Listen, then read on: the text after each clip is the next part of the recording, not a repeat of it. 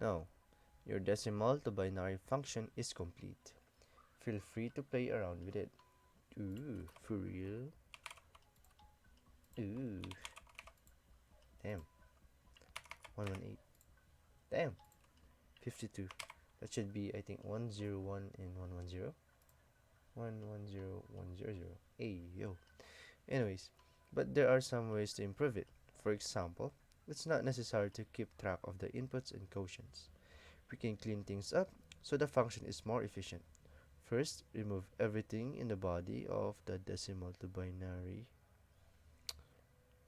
What? Everything? Wait, for real? Oh no. You said everything. Then use let to create named binary. Okay. Binary and assign it an empty string. And we're done.